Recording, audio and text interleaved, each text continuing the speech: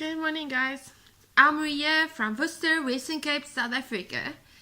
I am recording from my kitchen and on the farm that we live. Hopefully, somewhere during the month, I will be recording from that room, which I still have not after, I think we've been living here now for 3 or 4 months.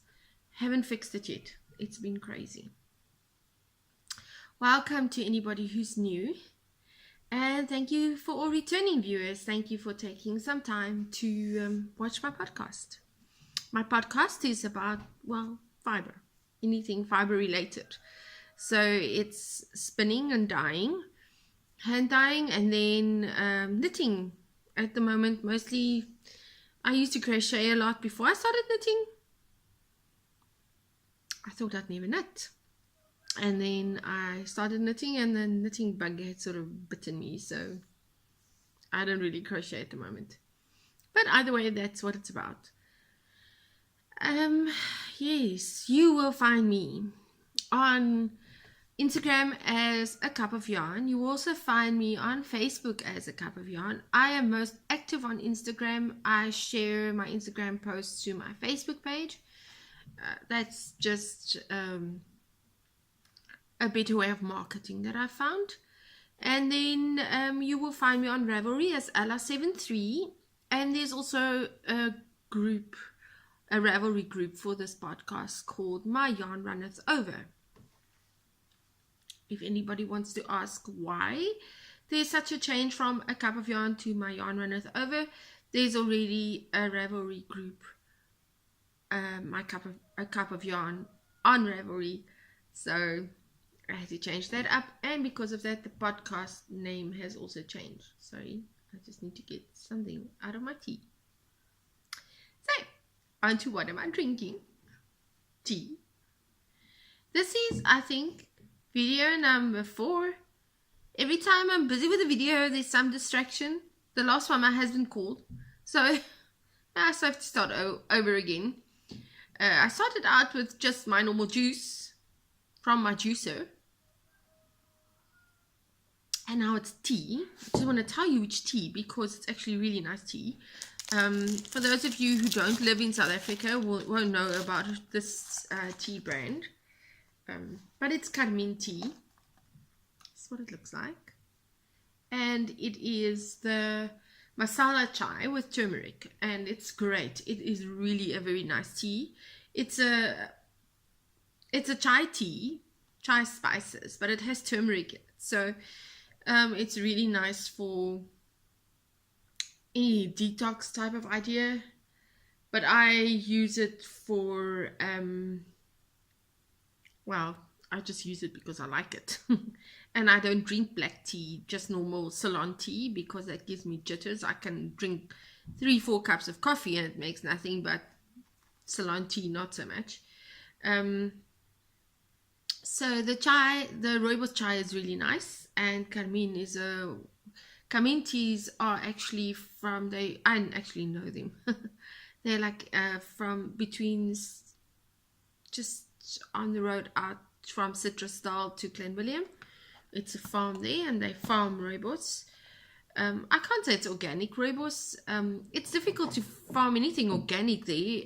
They're right next to the orange farm, so, but I can say it's wild. That much I can say. And rooibos is a wonderful tea. If you haven't tried it, please do. It's really wonderful in antioxidants. It's just a good tea. It's very healthy. I'll talk about the health bits if I have time. So, onto what I'm wearing. I should have an FO to show. I was busy with this one during December, and I finished it on time, on schedule. A test knit for Zelly Knits, and I've been showing it off on Instagram for a while now. I talked on it on previous episodes, but when I finished it, I didn't record. I haven't recorded in a month now, so if I look a bit rusty, please excuse that. I am a bit rusty. And I finished it afterwards.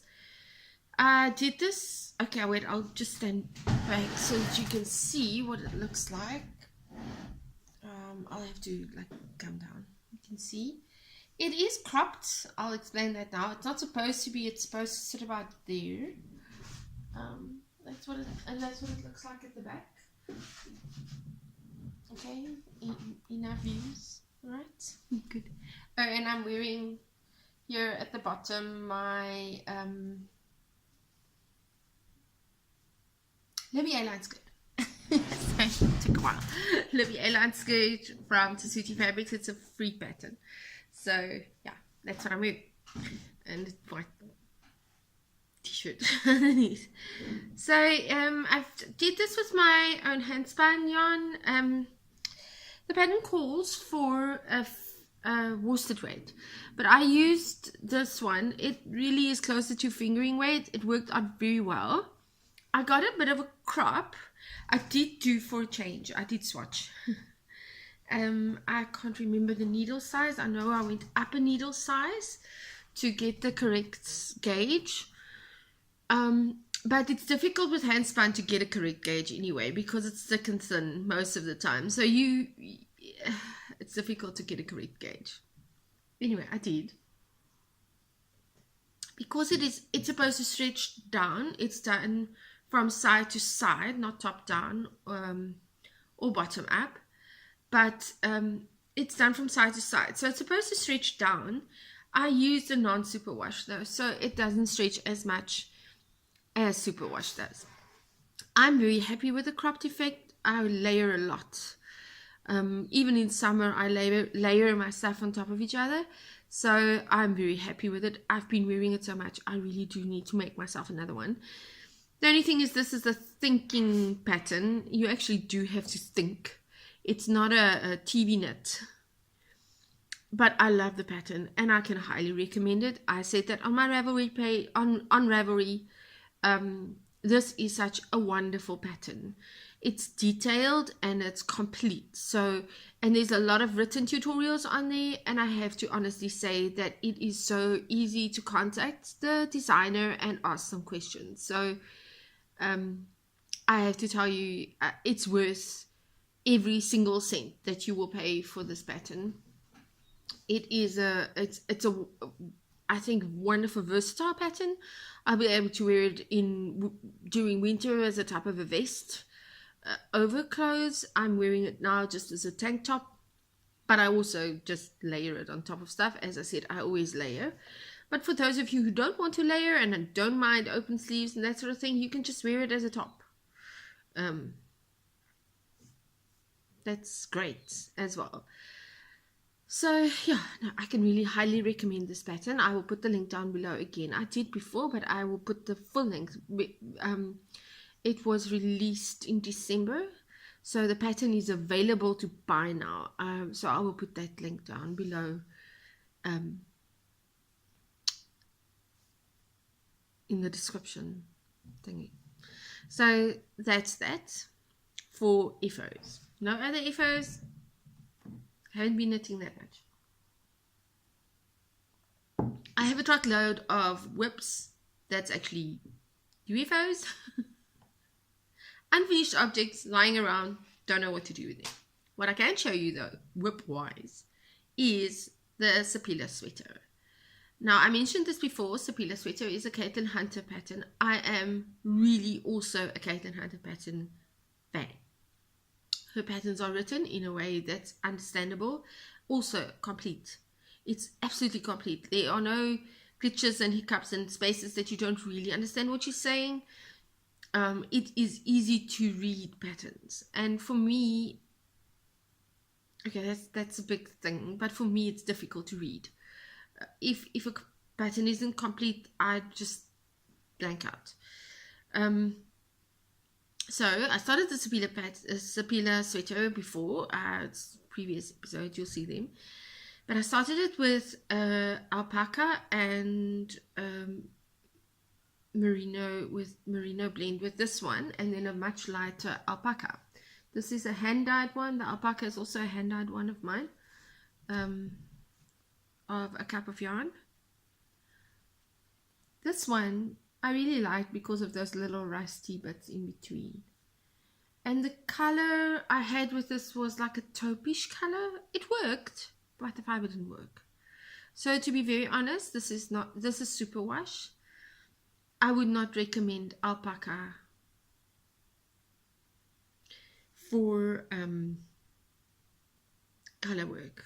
Not unless you're using only alpaca, and then I would suggest you either up a needle size a lot or work very loosely. If you're a very loose knitter, alpaca will work, but unfortunately for me, it just didn't. It's too stiff. Doesn't have enough of a stretch on it, as you would find with merino or specifically superwash. So I changed my tune and I went for this. So this one is a fingering weight, 2-ply fingering weight, and this one is single ply. Both of them are superwash, and to be honest, I think the colors work better together. You can see that rusty color is in there. And this is what it looks like so far. I will be posting this on Blame Dunderknit as soon as I'm a bit further on the Blame Dunderknit knit along thingy. If you don't know Dunderknit, I'll put down the link below. It's one of those podcasts that I love the podcast. She does warn you ahead of time that she does swear, but her swearing isn't so much that it's going to kill you. So I've heard worse swearing. If you've ever been to South Africa and you've ever gone to the West Coast, you've heard worse swearing. Anyway, this is what it looks like so far. So you can see that's the color work. Now this is what the floats look like, and they're definitely much looser than when I used the alpaca. So I think I'm less stressed about that. I used the German short row method when I did the short rows with this one, with the idea that it won't leave me with holes. Unfortunately, it still did. So, but it's all on the back. This is the front and this is the back. So the short rows were all done in the back. It's going to be on the back of my neck, so no one's going to see it. I also decided that I'm going to ignore any and all faults that I make. Any mistakes, I will just ignore flat. Simply because this is my very first colorwork sweater. So if it fits, if I can get this over my head and the whole thing fits, then I will make another one, and then I will worry about little itty bitty mistakes like German short row holes. So that's where I am with it now. You will notice I've put a stitch marker onto every single colorwork section, because then I remember where I am. I did, as I said, I think I mentioned it before, but I'm not sure, so I'm mentioning it again. I did another pattern of hers, the M True hat, and I have to tell you, I really enjoyed the pattern. It's a hat, and I made another colorwork cowl that I gifted to somebody, and those are my two colorwork projects, and I love colorwork. I just do. I love it. This is my first sweater. So, knit-wise, I have two other whips that I'm willing to show. The rest, as I mentioned, are UFOs. This is just very simple bias blanket, cotton bias blanket. I'll put the link down below. It's a free pattern. If you wonder, I do like my free patterns. This is how far it's come. I made a mistake over here, so I'm tinking it back. This is supposed to be stocking knit, and I've got like this garter bit in between that. I don't know how that happened. I lost focus at some point. It's just a baby blanket, really. It's a baby blanket that I'm making for a family member. The baby is due in February, so I'm not too much in a hurry. And it's all leftover cottons. So yeah, that's that. That's my mindless knitting. And the other bit of mindless knitting is in this one. Show that to you now. I saw this pattern. It's also a free Ravelry pattern. Vanessa, something like that. I'll put the link down below for that. So this pattern, and I thought, okay, while I'm looking for a mindless knit, I'll just download the pattern. And then when I started reading the pattern, I realized, well, it's nothing different than the buyer's blanket I'm busy with. So I thought, I'll still link down the pattern. I mean, it's a nice idea of almost like a fade, I think, type of pattern. But then I realized I'm just going to do my own thing. I have hand spans. This one. The one I'm busy with is this one. And these were all, I just want to mention, all my test knit, my test one, the tester spins. So some of them are really not very nice wool. That. And then I might actually put some of this in between, because this is more my type of color. And I think it will work. So I'm just making a shawl. A triangular shawl. Which is really not difficult. And I will be putting in whatever I want to. So I've got like a garter section here. You'll see that it's really textured. And then a stocking knit section. I'm thinking of sticking a lace section in between. I haven't decided yet. But this is going to be my shawl that I grab when I don't know what else to grab. Type of shawl. With my hand spans. So that's it for whips. As far as my shop, my work is concerned, I'm busy building up stock for a market that I really want to do early this year. I actually wanted to do in January, but it's just not going fast, you know. We're going away this weekend to the sea. I'm taking my spin wheel with me, and I'm gonna sit down and just spin. I've got a couple of finished hand spans that I will show you now. The others, these are hand spun with yarns or tops that I already dyed up. So I took all of them and I spun them up. I'm busy spinning up. So I've got another 5, I think, that needs to be done. I'm halfway through with this one. I'll show you that now. And then I've got undyed, about 2 kilos. That I can still, that I'm going to spin and then dye, which will give me my more solids and semi-solids. And then I've also got the Corriedale raw wool that I will talk about now, that I still have to spin, wash, and then dye. Anyway, so these are the 5 that I actually did finish spinning up. I had photos of them on Instagram as I finished them. That's like a pink with like bluish bits in between. This is pinks and oranges. Oh, I love this one. This one is yellow.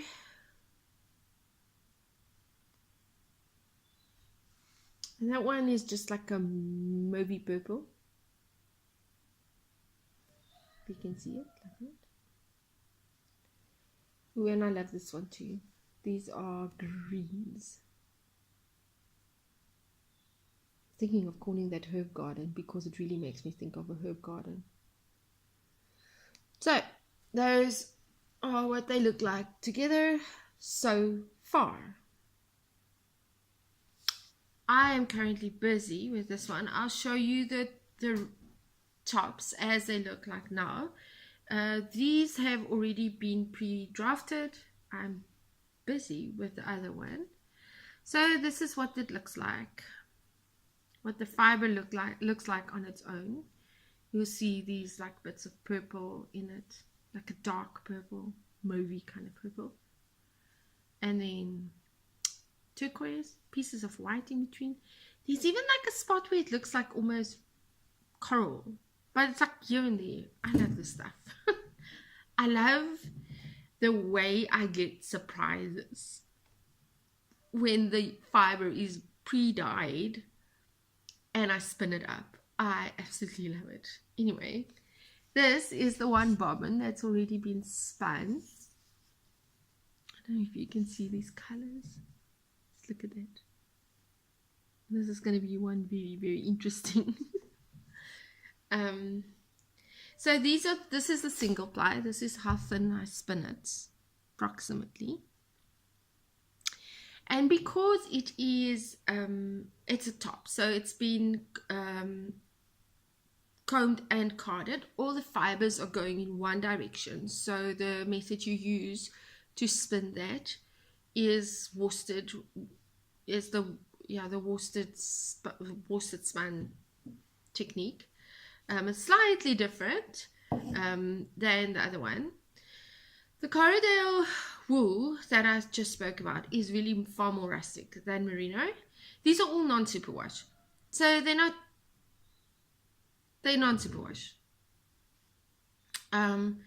The Corriedale is definitely a bit more rough around the edges, I would say. This is the color I came up with. So this will be my natural dye series. So I get in the Corriedale wool and I spin it first, unwashed. It's amazing. If you don't like oil on your hands, don't even try it, but I love it. My husband, it gives him the creeps because he doesn't like the smell of lanolin. I love it. I mentioned before why he doesn't love it, so if you want to watch a previous episode about that, you're more than welcome. You can still smell the sheep in here. Anyway, so I spin it and then I wash it and then I dye it, and it's dyed with onion skin, and this will be my natural dyes series. So these will be plant-based, and I'm considering doing a workshop about that. I have eventually figured out, sorry you guys, I just have to show you this. These are singles, but look at this. They just spin up. I really want to ply it and see what that looks like. Because it's a raw wool, there's still some bits and like small little bits of plant fiber in there. But I absolutely love it, and I'm hoping there's somebody else out there that will also love it, because it's just amazing. So okay, so I'm thinking of doing a workshop this year, somewhere along the line. I hope earlier in the year, maybe around March or April. It will be quite intensive workshop, so I won't be able to take more than 10 people at a time. To do drop spindle, to work with a drop spindle and spin the yarn, raw wool.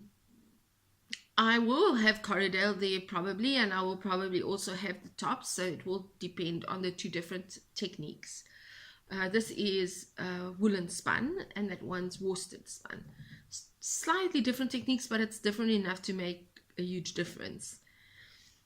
Then take it from there and do a natural dye workshop, and then, oh sorry guys, take your finished yarn and make something of it. Now it's not going to be a big something, it's going to be a tiny something, because you don't get a lot of yardage from a spindle unless you're very fast and you can make 2 batches and ply them together, because I'm willing to teach that too. I still love my spin wheel more than I'd love a drop spindle. Drop spindle is one of those things that I don't really love it, but it's a good starting point. So that's what I'm planning on doing. Okay, that's enough fiber talk for now.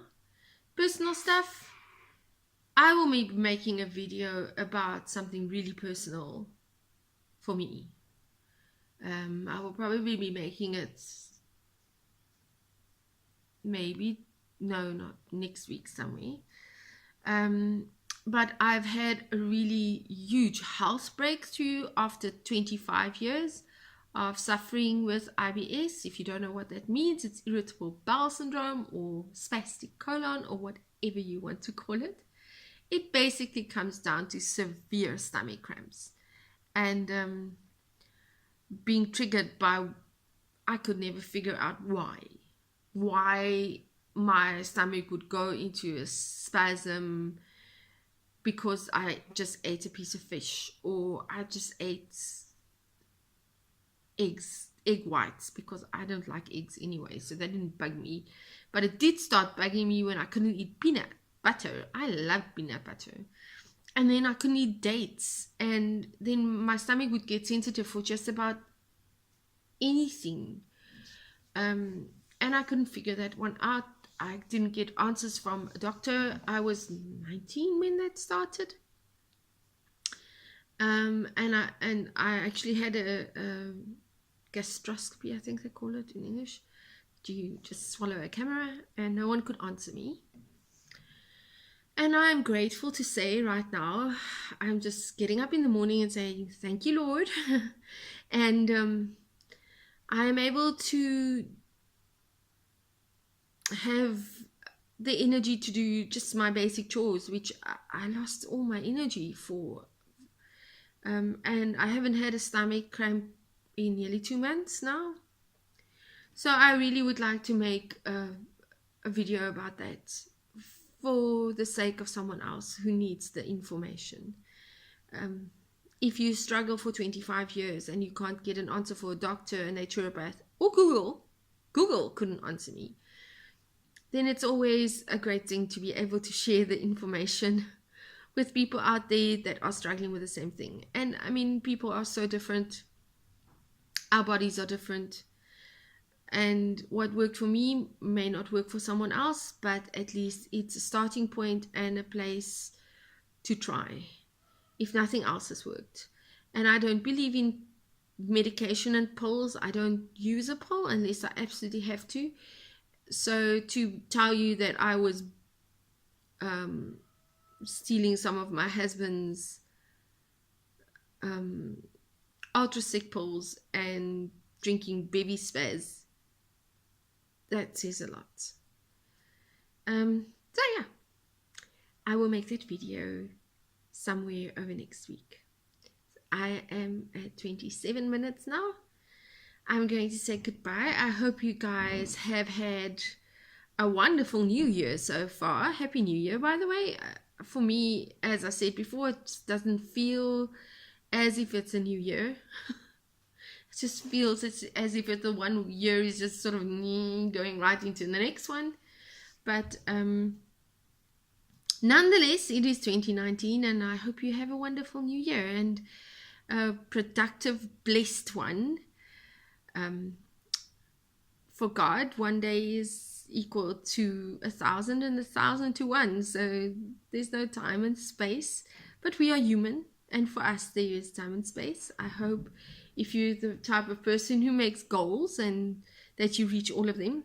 I'm terrible with that, so I'm not even going to talk about it. But yeah, have a wonderful new year and the rest of the week. Enjoy it and keep safe. I'm going to try and make the podcast a weekly one again, with emphasis on trying. Okay, bye guys.